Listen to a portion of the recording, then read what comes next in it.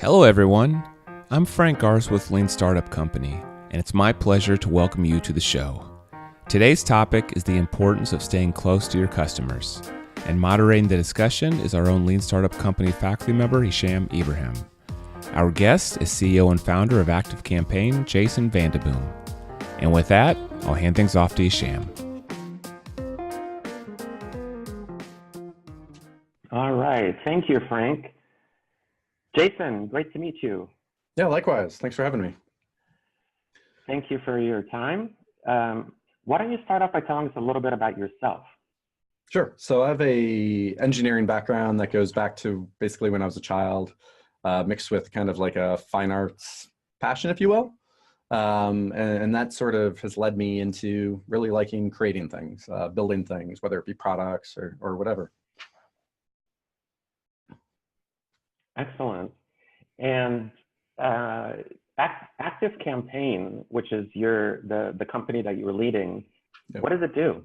Yeah, so we help businesses grow. So to break down that even a little bit more, because it's a pretty broad topic, we really focus on customer experiences, meaning from the minute someone starts learning about your brand, what can you start to influence? As you start to know who they are, if you have a sales process, how do you utilize automation and human touch? How do you get that right blend?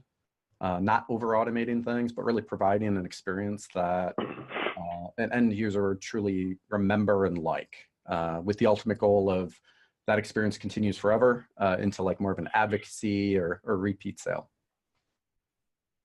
That's really interesting. I love that because, you know, most companies, when you say the term customer experience, they focus on the in-product experience. It sounds like you're looking at it holistically, end-to-end, all the touch points, even outside of the product.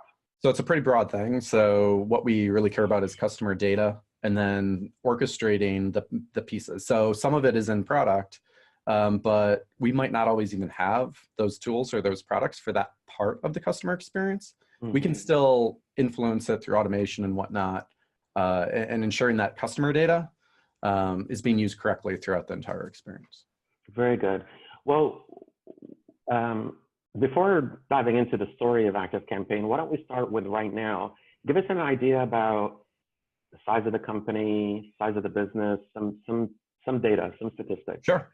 So we are over 70,000 customers that are actual like small business customers paying and using the platform. We're around 400 people total. In terms of employee size, we're here in Chicago as our headquarters. We also opened an office in Indianapolis, also opened an office in Sydney, Australia, and have a really big global reach. So over half of our business, over half of our revenue is actually in other countries. Wow, that's amazing. I can't wait to hear the story. So take us back to the beginning then. So when did you start it? Why did you start it? How did you start it? And kind of walk us through the story of how you got it to where it is.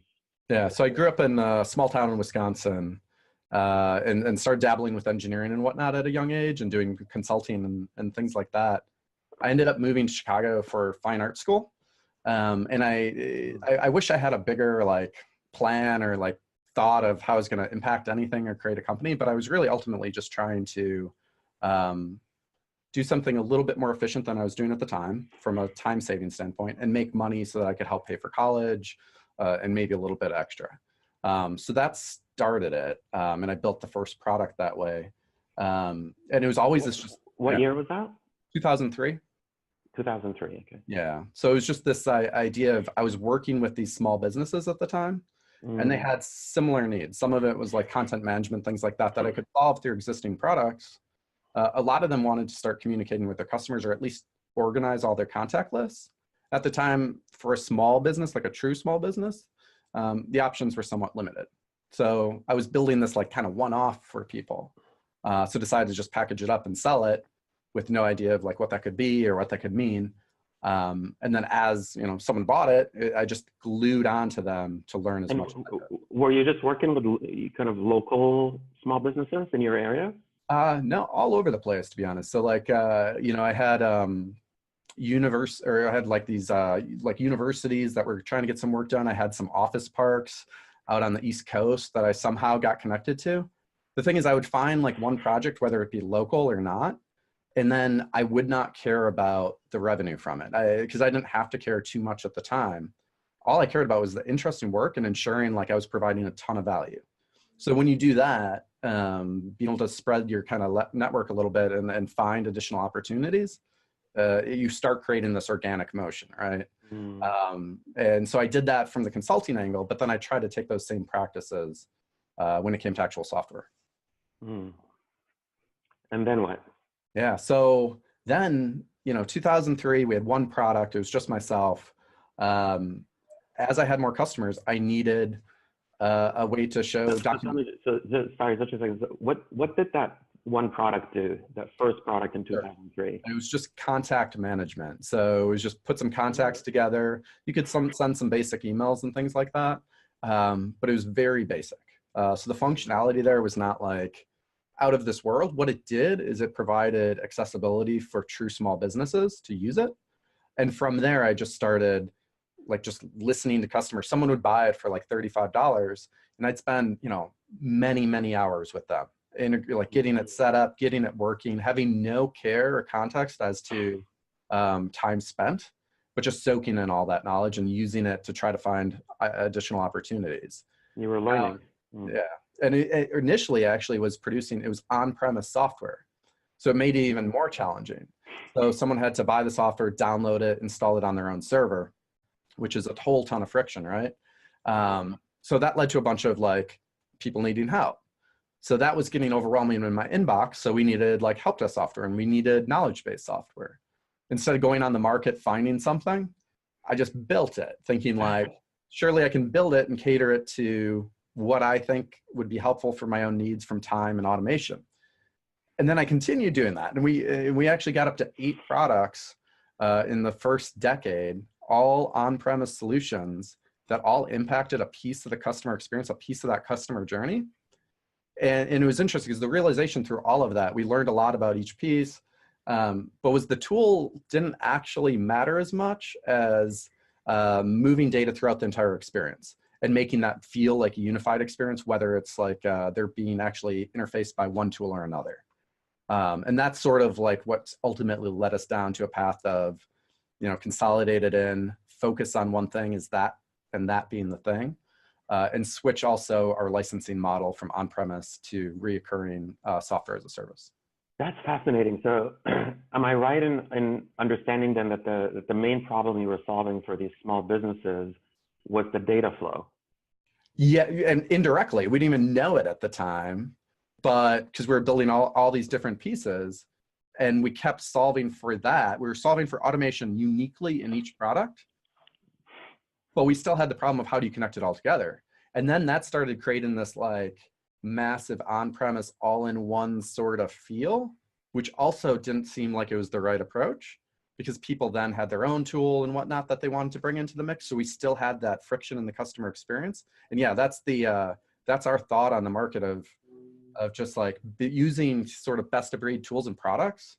If you can sort of stitch together that customer experience, that's the ideal state to be in. Mm-hmm.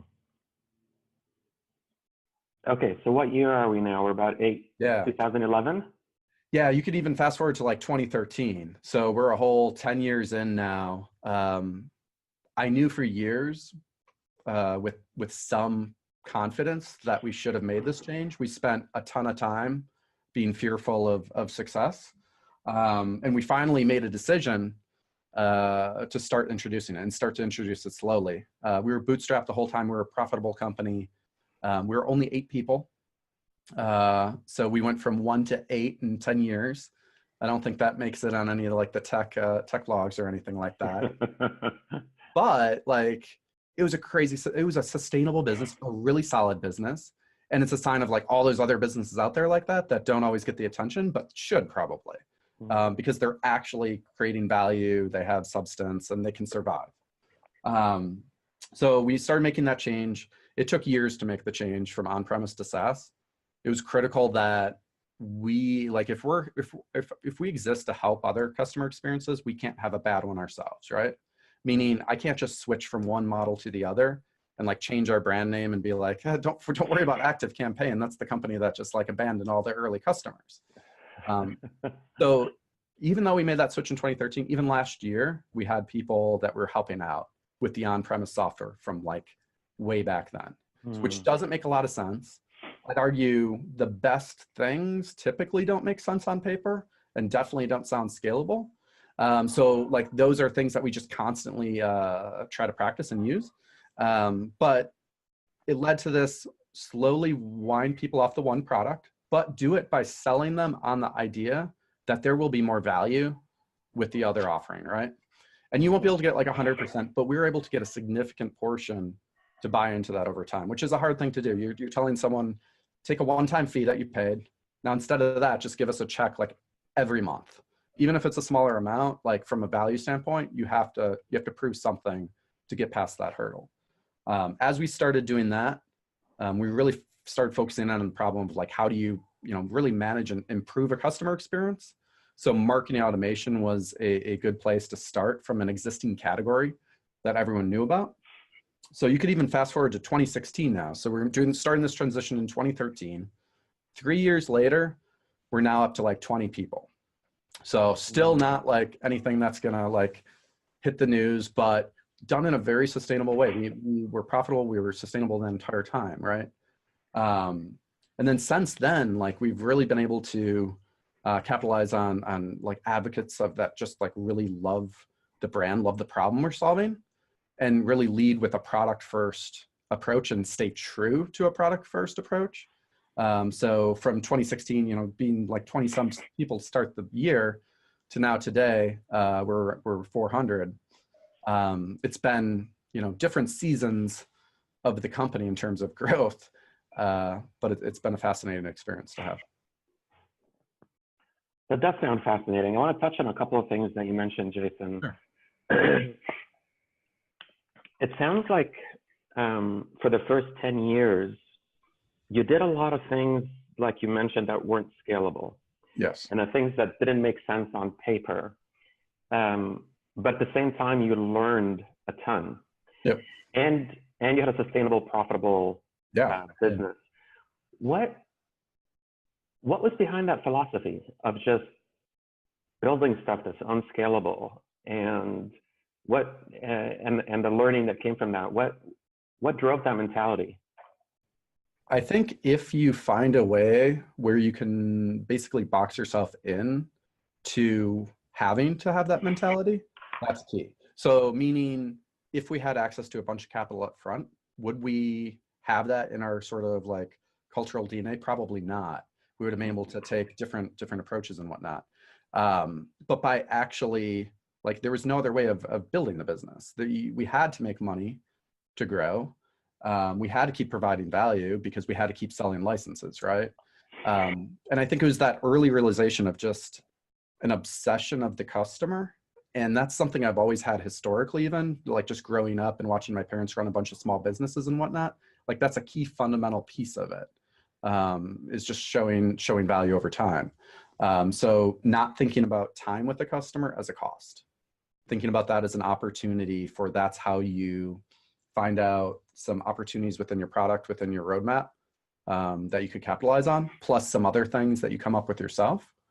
So back then we had, up to 8 people during that period, and it was mostly engineering, and we would get on the phone. I'd have our engineers answer the support line, and go from like, talk about bad context switching from like actual developing to all of a sudden you're doing tech support.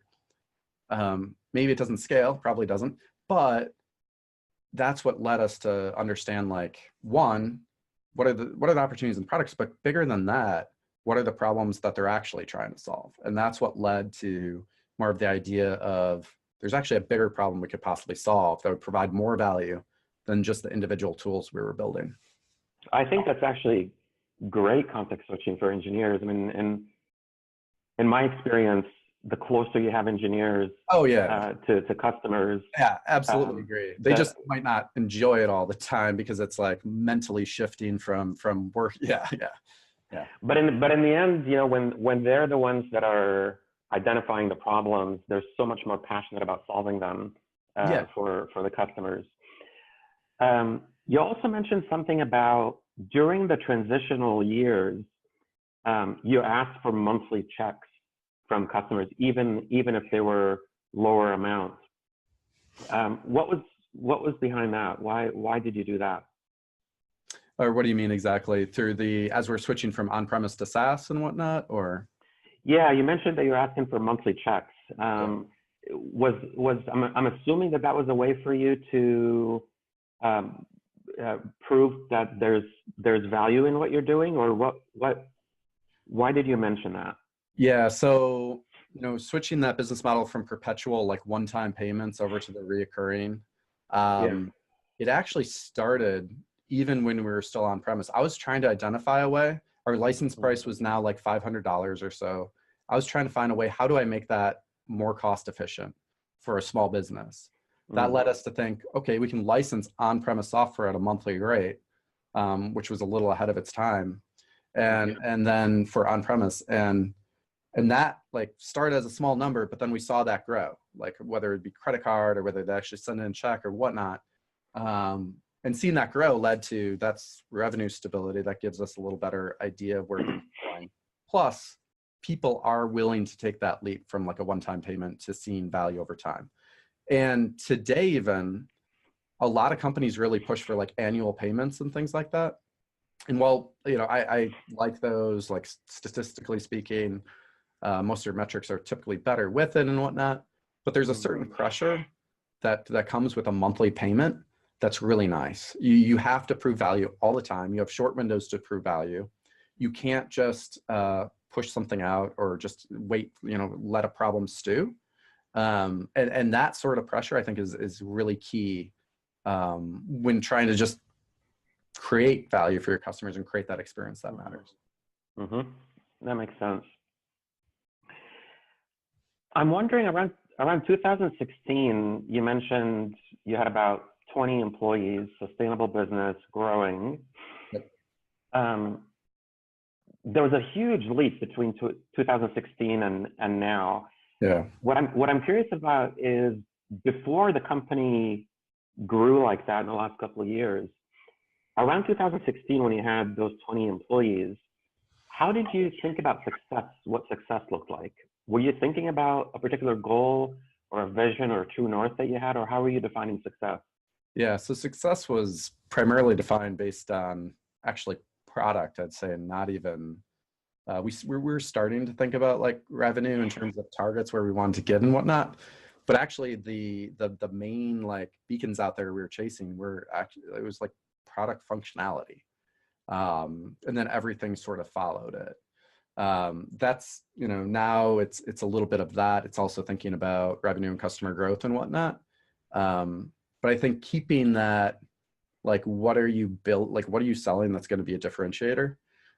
Keeping that at the forefront of like, that should be your focus and everything else trails it, versus the other way around. Like, you can easily manufacture revenue on something that won't sustain over time, right?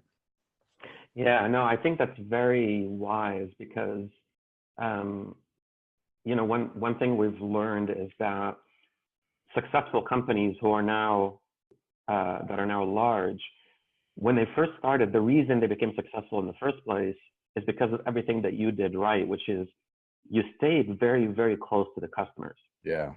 The whole team was obsessed with the customer and their problem and solving it. Yeah. I think that might be what you're labeling kind of product first. Yeah.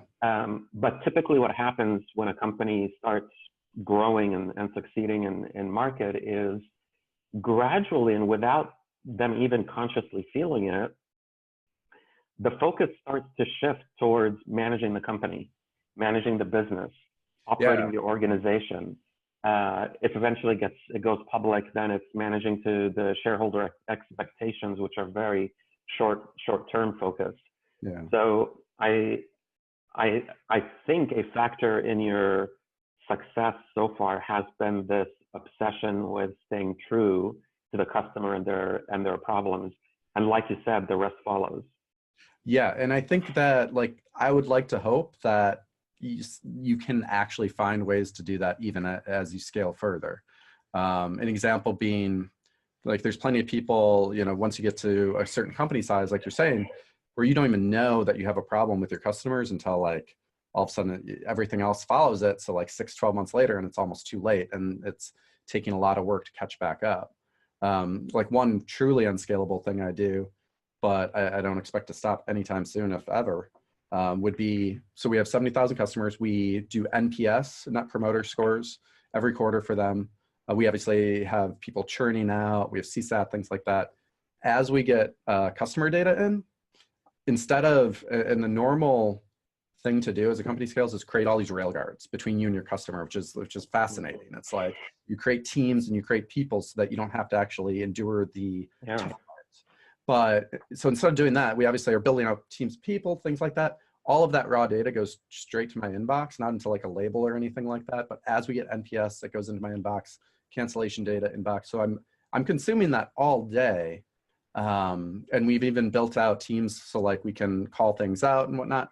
What I've found from that, if you go that extreme, and maybe you don't even have to go that extreme, it's like it's an infectious thing throughout the organization. Other people want to do it. So once people found out like, hey, I'm reading all of this data all day, and I enjoy it, and a lot of it's like constructive, right? Or sometimes not even constructive. Other people want access to it. So everyone's like, can I get added to that distro and stuff like that? And it's so much to the point where I would even talk about a little more extreme of like, I don't care from a number standpoint where our Net Promoter Score is. Like that, like knowing that or having a packaged up thing with like how our customers are feeling, there's value in that to have it in the organization and whatnot probably. But ultimately, like if you consume all of that feedback directly, that raw feedback where it's not like all just brought down and grouped up by like a category, like customers are not really liking the new pricing or something like that. You get a sense of the tone, the emotion from your customer base, and that's far more powerful than a number or something like that. So can we still do that? You know, when we're 100, 200,000 customers, I'll try. Like I'm not going to stop doing it, but is it unscalable? Probably at a certain point. But I would do that all day long versus giving that up any second before I have to. That's really amazing, Jason. And you actually segued into what I wanted to ask you next, which is how do you maintain this customer-centric, lean approach as your organization grows? Are there other examples of things that you're doing, or how you're leading or training your staff, or how you're organizing the company to maintain that?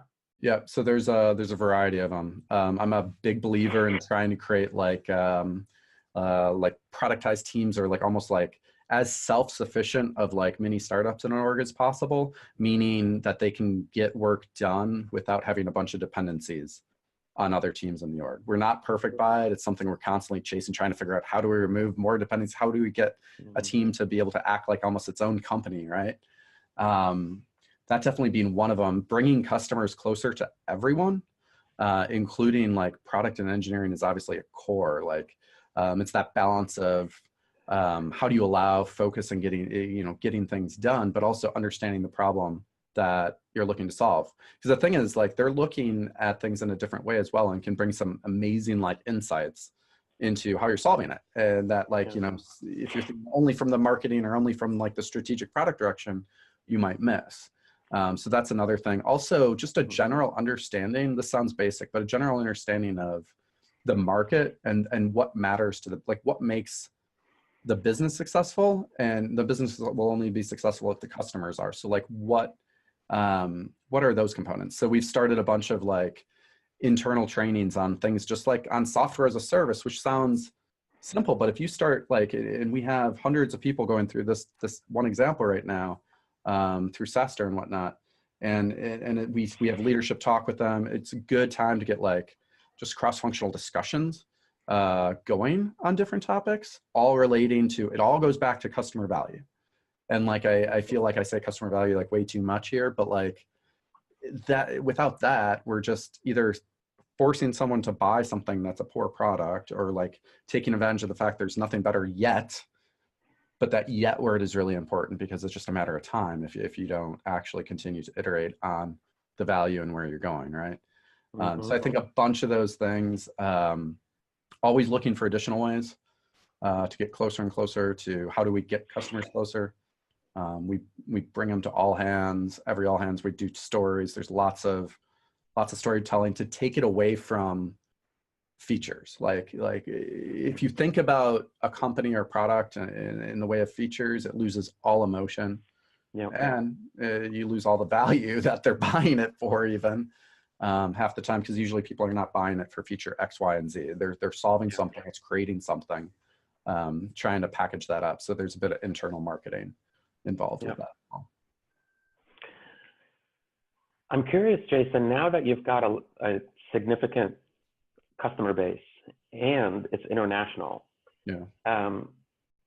how have you approached segmentation, or have you found that there are different needs for different kinds of small businesses depending on where they are? Yeah, no, it's a great question, because it's something. Or what vertical they're in. So we're definitively focused on small business. So our plan is not to move up market like a lot of others and sort of abandon our early customers. Plus the international, if you give a vertical list, we cover every single vertical in some capacity. Now, a lot of the reason why people move up market is to chase like better metrics, maybe better retention, larger check size, whatever it may be. Also, focus does help, right? So the only way we can actually do what we're looking to do over time is become more personalized with our product, with our platform. In addition to, like, when I talk about our platform, helping people personalize experiences, that's one piece, but our platform itself has to be personalized. So an example, like when you go create an automation in our platform, instead of just starting with a blank page with a ton of powerful like triggers and actions, we have a bunch of collections of different recipes based on vertical, based on like what you're looking to solve.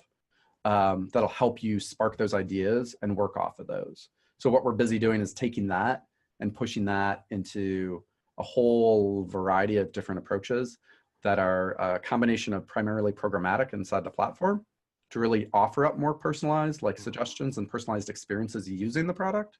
And then also segmenting our teams a little bit to help make up for some of the existing things in the product that are not personalized as much as possible yet. So it's this thing that we're sort of chasing right now.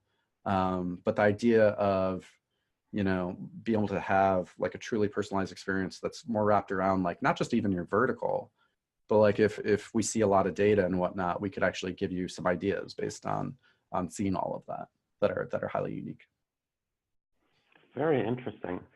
I have one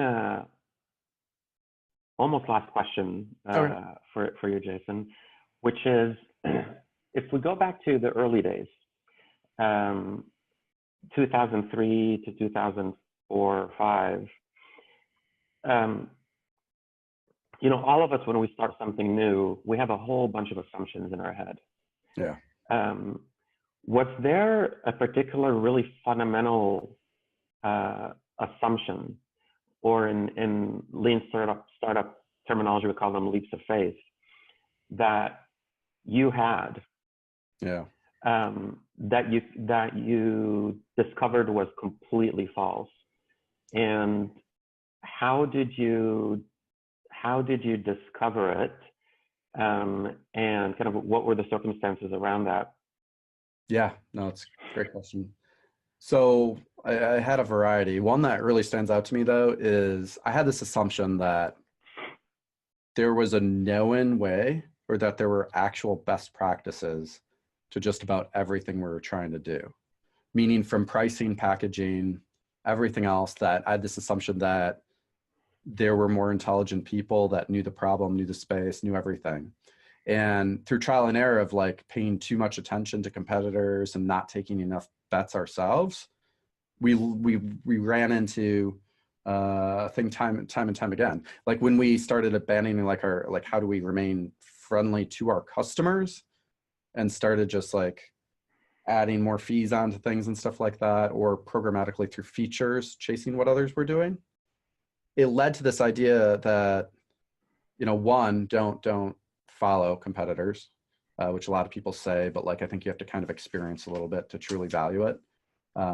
And the same with customer feedback. Like take that in as a data point, but don't use the customer feedback as your exclusive roadmap. And to actually give yourself more credit than I think most small business owners and most like people starting a startup would. Like there's this assumption that, you know, someone else somehow knows your problem you're looking to solve or customer base as much as you do, even if it looks like it's a direct competitor. When in reality, like they're experimenting just as much.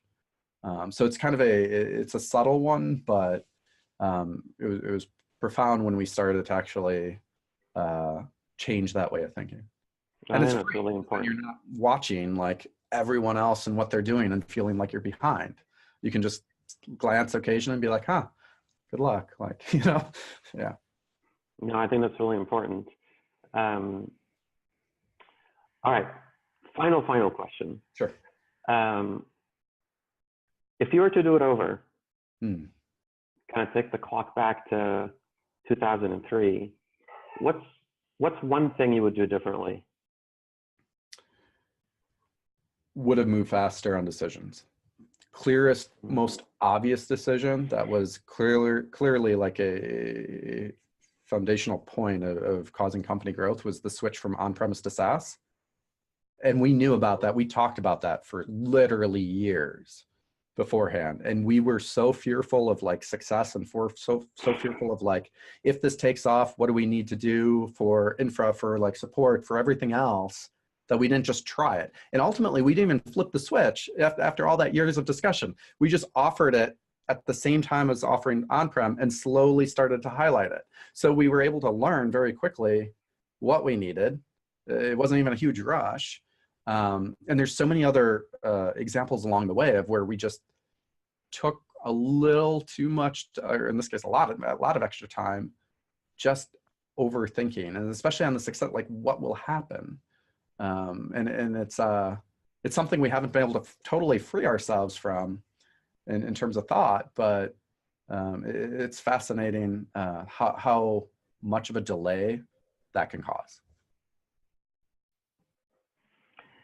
Jason, this was really amazing. I want to thank you. And you shared some really valuable nuggets here around the importance of staying close to the customer, not taking your eyes off that ball.